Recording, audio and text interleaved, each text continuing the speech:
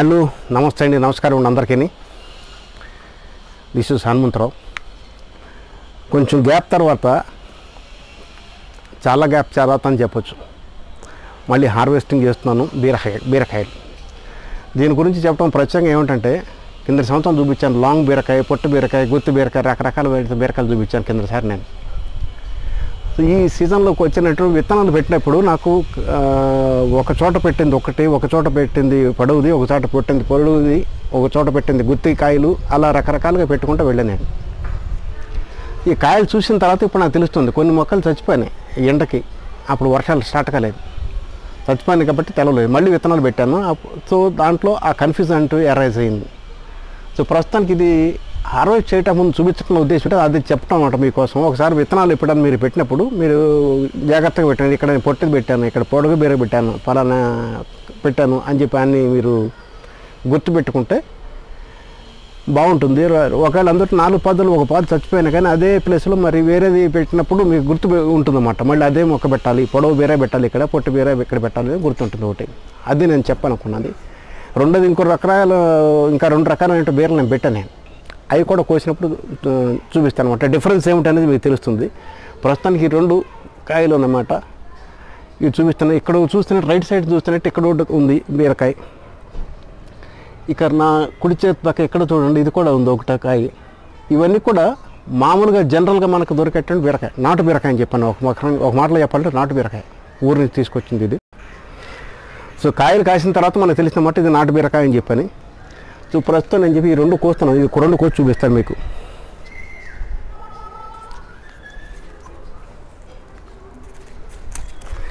ఈ కాయ అయితే తయారైపోయిందండి, కోసేసాను. అయితే ఇది ఇంకా తయారు కావాల్సి ఉంది. అయితే మనకు అవసరం కాబట్టి పూటకి ఇది కోసేద్దామని చెప్పి అనుకుంటున్నాను నేను. ఇది ఉంచితే ఇంకా పెరుగుతుంది, మనకు అవసరం కాబట్టి కోసేస్తున్నాను.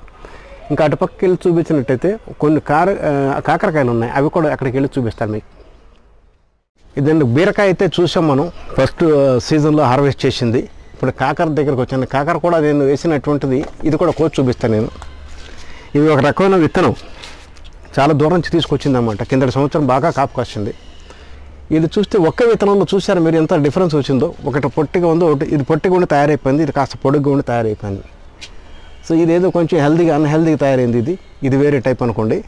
ఒక కాయల్లోనే, ఒక చెట్టుకి కాసిన కాయల్లోనే 2 రకాలుగా ఉన్నాయి. అంటే ఒక తల్లి పుట్టినట్టు పిల్లలు రకరకాలుగా ఉంటారని చెప్పి అంట కొద్దిగా ఒక నిదర్శనం బట్టి నాకు అనిపించింది. అక్కడ పైన కాకర చెట్టు ఎంత వెళ్ళిందంటే ఇక్కడ కాసింది కాకుండా ఇక్కడ ములగ చెట్టు వేసాం మనం. ములగ చెట్టు పైకంటే వెళ్ళిపోయింది చూసారు కాకరకాయ. అది కూడా ఒకసారి దగ్గరికి వెళ్ళి మీకు చూపిస్తాను నేను. ఇవి వేరే పక్క వస్తే ఇక్కడ కూడా కాసినాయండి కొన్ని కాయలు. ఈ కాయలు కూడా చూడండి డిఫరెన్స్ ఎలా ఉందో. ఇది ఒక పొడుగుగా ఉంది, చూసినట్టయితే ఇది కాస్త పొడుగుగా ఉంది.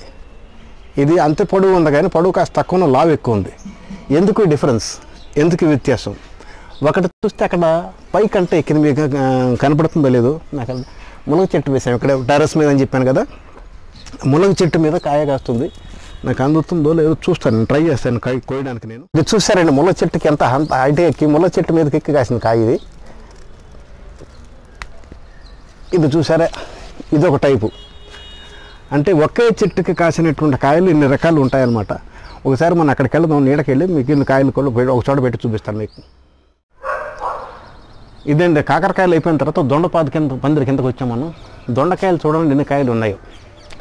అయితే ఈ సీజన్లో దొండకాయలు అన్ని కాయలు కోసాను. కానీ ఈ దొండకాయలు ఎన్ని కాయలు కోసానో, ఎంతమందికి పంచానో నాకే తెలియదండి. అన్ని కాయలు కాసింది ఈ దొండకాయ.